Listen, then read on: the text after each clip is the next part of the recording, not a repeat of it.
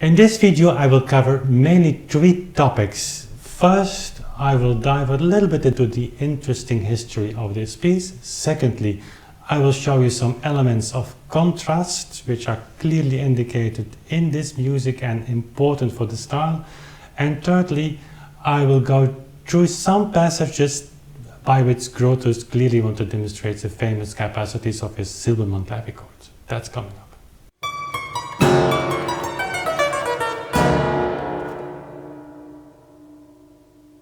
Hello everybody and welcome to a new episode of Afterthoughts. My name is Wim Winters and tonight I have recorded the Rondo in C major by Mr. Grotthuss. It's this one.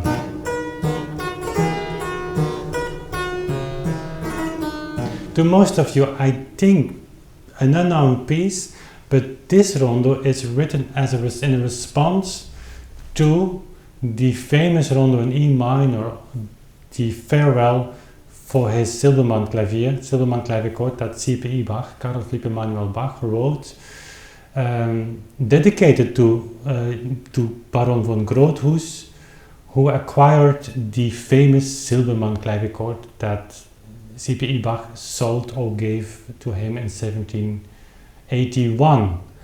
So in response to that famous Abschied or farewell piece by Karl Philipp Emanuel Bach, Grotthuss wrote this joy actually, Freude über den Empfang des Silbermannischen Klaviers in einem Rondo, dem Herrn Kapellmeister Bach zugeeignet, komponiert von Mr. Grotthuss in September 1781.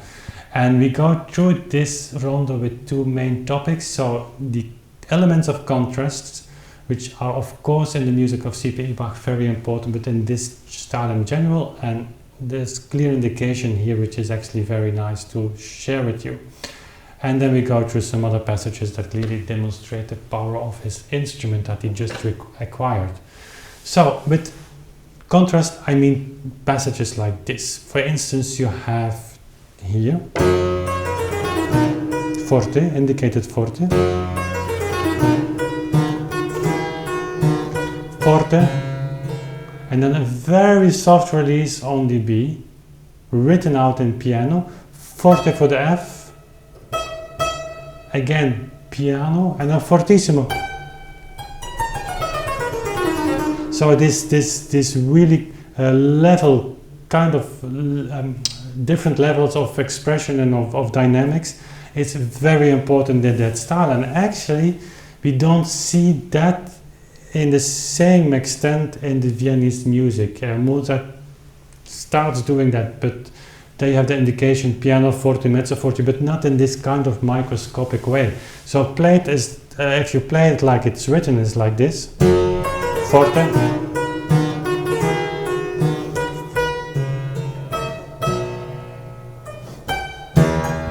and you get of course the sense of the accentuation as well. It goes hand in hand, which is beautiful on clavier chord, to take a note like this. Forte, piano. Mezzo forte, I play the left hand a little bit softer to give room to the right hand. And then again.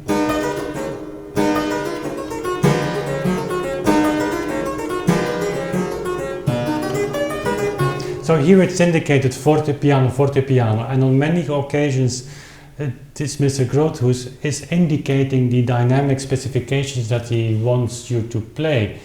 But in general, it's of course something that on a clavier chord you do very natural to give accentuations, and I believe that also in the music of J.S.Bach, and that's the reason why I play the partitas on clavier chord, because you can add so many accentuations, and by doing that you add so much contrast to the music. And I give you an example, like in this passage,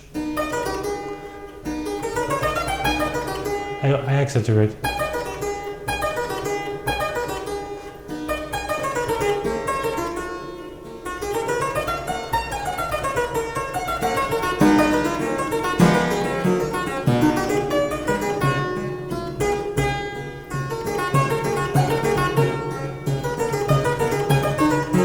little bit also this Sturm und Drang that's really in that music, but that comes out of the box, how to say, because of the dynamic, constantly shifting shades of sound.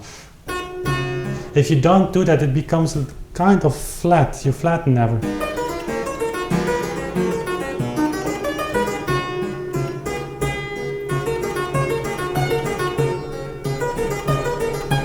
So you can add some elements of timing.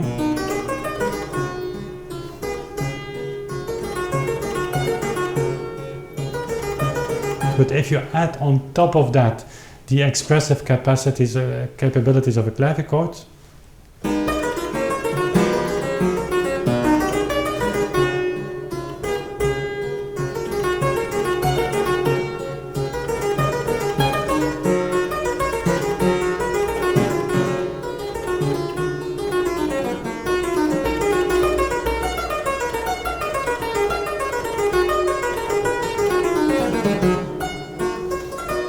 I exaggerate a little bit. I just play it a little bit more.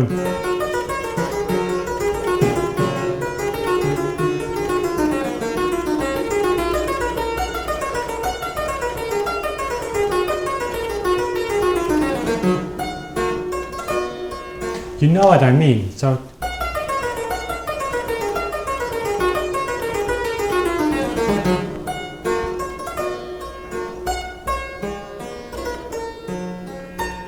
okay, that's one thing I wanted to stress in this piece, and that's for all music of C.P.E.Bach very important, and I feel it as if it is very important in music of Bach. Maybe not so much in the Wohltemperiertes of J.S.Bach, but certainly the partitas is opening a world that, to my feeling, is much closer on. I shouldn't say maybe close to what C.P.E.Bach is doing with this style in general, but is more in this expressive, microscopic way than the Wohltemperiertes Klavier. And so that's one of the reasons that I very much like to play it on clavichord, the partitas. Okay, so then this Mr. Grotthuss wrote this piece, of course, on his famous Silbermann-Klavier. That was now his instrument, and he's very proud, and rightly so, I would say. So we've talked in the last episode on the Afterthoughts on C.P.E.Bach's Abschied. We've talked a little bit about the qualities that are described in history, and in sources like Reichard and Burney, who traveled in Europe and visited all C.P.E.Bach and heard him play on this instrument and quoted the quality described the qualities of that instrument. It must have been very powerful, capable of giving much power and very soft passages at the same time.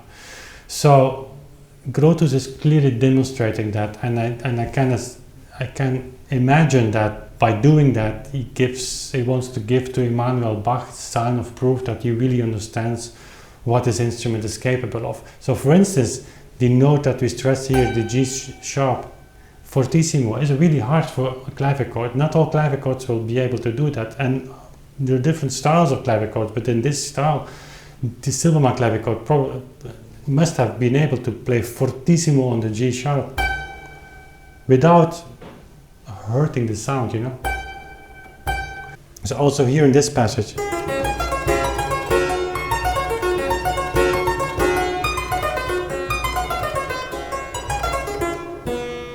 and then tenuto. So I want to demonstrate that it is of course an effect. Music stands still there as a kind of big question mark, a surprise. And then this passage.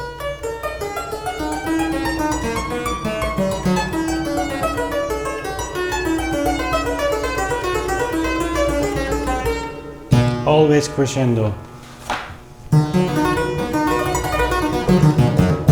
The whole instrument covered. And also here, very soft.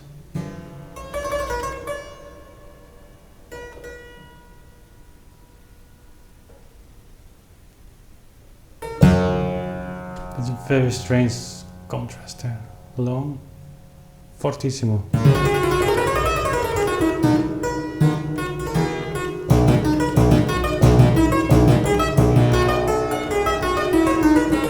Again, in the treble, that's so fortissimo.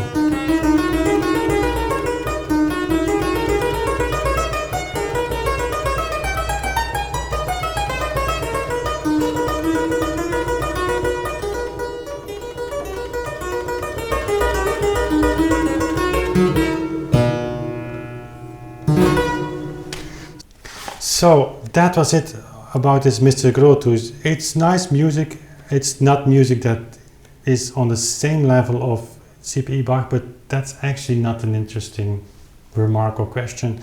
I mean, we should look to music and find the own merits and the own elements that makes a piece joyful to play or not. So, and I think that this piece is really worthwhile playing, and certainly within the context of the history of that famous Silbermann-Klavier chord that we desperately need to find. So, maybe one day. Thank you for watching, thank you for subscribing and sharing this video with your friends. Doing me a big favor by doing that, and we'll see each other very soon again. Bye.